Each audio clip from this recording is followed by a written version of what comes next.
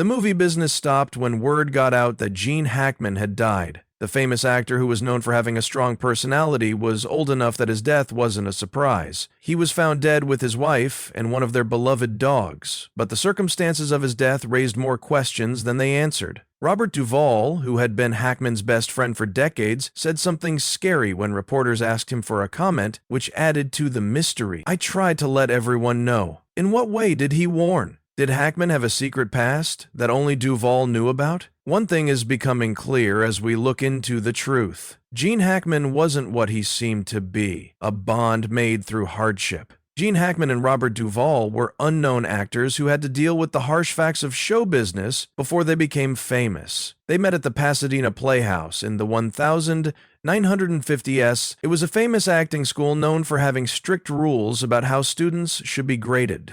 Hackman was already different from the other students because he was older than most of them and had a tough guy attitude that didn't fit with what the school expected. After only 3 months, he was kicked out, told he wasn't good enough to do well. It could have been the end of his dreams, but it made him want to follow his dreams even more. He wasn't going to let that rejection define who he was. On the other hand, Duvall stayed at the school longer, but he and Hackman were close in ways that went beyond the classroom. Both were motivated to make a name for themselves in a field that didn't see them as normal. Hackman stood out because he was tall, had a deep voice, and was tough, but not always in the way that Hollywood wanted at the time. He wasn't really good looking, and casting directors sometimes got scared of how intense he was. Duvall, who was just as skilled, ran into the same problems. They knew what it was like to be passed over or told they weren't a good fit, but they still went ahead with their plans. First to leave Pasadena was Hackman. He went to New York because he wanted to make it on his own terms. Duvall came after Hackman, and by the time he got there, Hackman had already made a small but rough living in the city. It was always hard to get money. There wasn't much work. They did any job they could find to pay their rent. They typed, moved furniture, and worked as doormen. Hackman let Dustin Hoffman, another actor who was having a hard time, sleep on the kitchen floor of his small apartment for weeks. As soon as that plan fell through, Hoffman moved in with Duvall. In that crowded, hard world, the bonds they made weren't just for fun. They were formed by failing and being turned down over and over again, and believing they had something to show. Hackman, in particular, had a level of focus that made him stand out. He worked hard, followed the rules, and was always alert. He was good at what he did, but no one was willing to give him anything.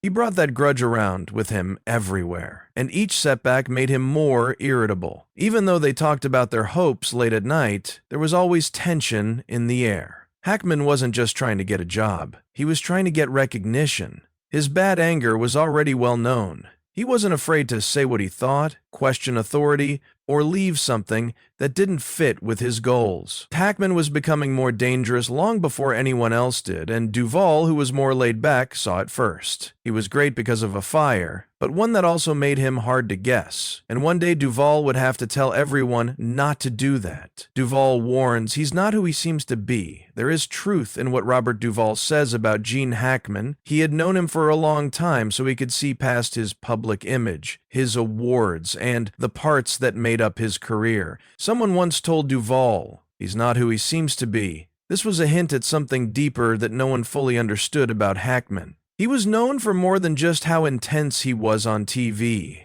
That same energy showed up in real life, and it often got to the point where it broke. Hackman had a lot of different sides to him.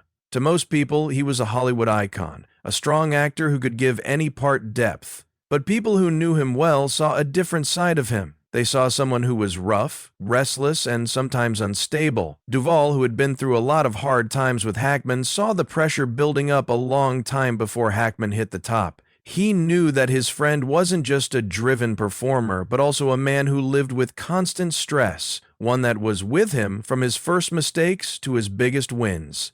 Hackman never lost his edge like most actors do as they got older. He never got over his bad anger. It changed as he did. On movie sets, he was known for being very picky, which caused problems with directors and other players. Nothing less than greatness would not do for him. He had no patience for incompetence. His drive made him great, but it also made him hard to deal with. Because he was so angry, people called him Vesuvius. Duvall had seen it for himself. The angry words, the clenched fists, and the rage that never seemed to go away. Hackman wasn't just bad at controlling his anger, though.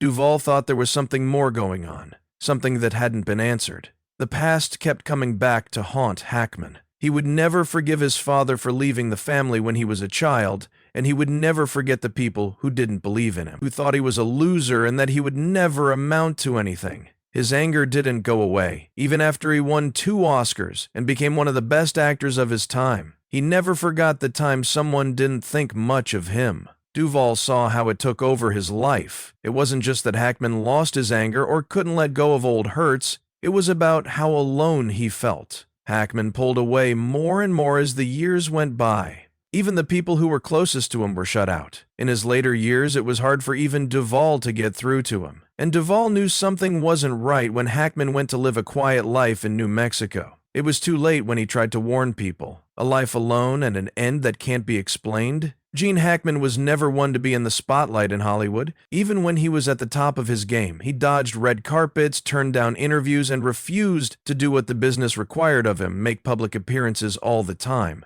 Of course, when he stopped acting in 2004, his loss wasn't just that. It was much more planned than that. He disappeared from public life almost completely. He went to Santa Fe, New Mexico, and cut ties with almost everyone, even his best friends. Robert Duvall knew it was going to happen. Hackman was always a man who needed to be in charge, and in his last years he was in charge of everything, including how alone he was. It wasn't just an old star retiring like most do. Hackman didn't indulge in nostalgia, go to events for the business, or get back in touch with old co-stars. He ignored everything. Some people thought he was sick of Hollywood and had lost faith in a business he had never really believed in. Some people thought that his health played a role. In the last public comments he made, Hackman said that a heart condition had made him decide to stop acting. But people who knew Hackman best, like Duvall, thought there was more to it than what he talked about. After that, there was a strange quiet. The world was shocked when it was reported that Hackman and his wife, Betsy Arakawa, had been found dead in their home, but the details of how they died made us wonder even more than they answered. Along with one of their dogs, they were found together in what looked like a calm but disturbing scene. There were no signs of a fight, of being pushed in, or of a death that happened right away. In their home, it seemed like time had stopped. Hackman's pacemaker, on the other hand, showed the scariest thing. The medical experts found that the last time they had heard his heartbeat was 9 days before his body was found. That little thing changed everything. In other words, no one had seen him dead for more than a week. Hackman knew he was alone when he lived that way, but at what cost? At first, police thought the person might have been poisoned by carbon monoxide, but after doing a lot of tests, they found no sign of it. Then people started to notice how many prescription drugs they had at home, not even touched, and some that were only half full. May have been a mistake when they took too much, or was there something even scarier going on? Even though authorities have come to the conclusion that the couple's deaths were natural, there are still a lot of questions that haven't been answered. Even though Robert Duvall was sad, he wasn't shocked. He had been telling people for years to be careful. Hackman's being alone was a sign, but no one paid attention. It was too late now. Had his heart finally given out after years of holding it in? Was he really lonely now that he had the solitude he had sought? We might never know the answers to these questions, but people who know Hackman well can still guess. In what way did Duvall know? After Gene Hackman died, Robert Duvall's words kept coming back to me. I tried to let everyone know. It wasn't just a sentence. It was a big surprise that something was wrong long before Hackman's body was found in his remote Santa Fe home. It was a quiet but important admission. What exactly was Duvall trying to warn people about? That was still the question. Why didn't anyone listen? It was longer than most people that Duvall knew Hackman. Their friendship was strong because they had been through hard times together and shared events that most people in Hollywood would never understand. He had seen Hackman at his most vulnerable, when he was still an unknown actor looking for a break, when his anger turned into fights, and when his need to prove himself was all he could think about.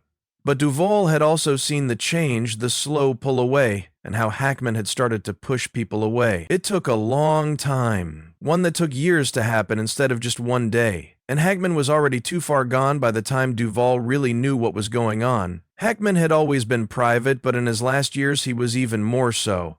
Aside from retiring, he was never seen again. People who had known him for decades hardly ever heard from him. Duvall thought something was wrong when he stopped talking to them. He tried to talk to Hackman, but Hackman told him he didn't want to talk to anyone. That wasn't really a surprise in and of itself. People had always found it hard to get close to Hackman because he was stubborn and intense. It felt different this time, though. Duvall knew Hackman better than most people, and he saw things that other people didn't. This man would often suddenly leave on nights out to go fight someone, to get rid of his anger.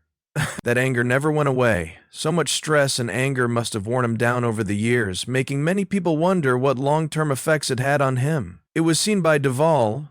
People didn't listen to him for years when he told them his best friend wasn't okay. Hackman had spent his whole life trying to show people they were wrong and be seen, recognized, and recalled. That may have been the real tragedy. Still, he left the world the same way he came into it, through Hollywood. He was alone, looked down upon, and had a lot of secrets that only the people nearest to him could start to figure out. Why do you think Gene Hackman had a hard time with being angry and alone? Type your ideas in the box below. Thanks for seeing. The next video will be coming soon.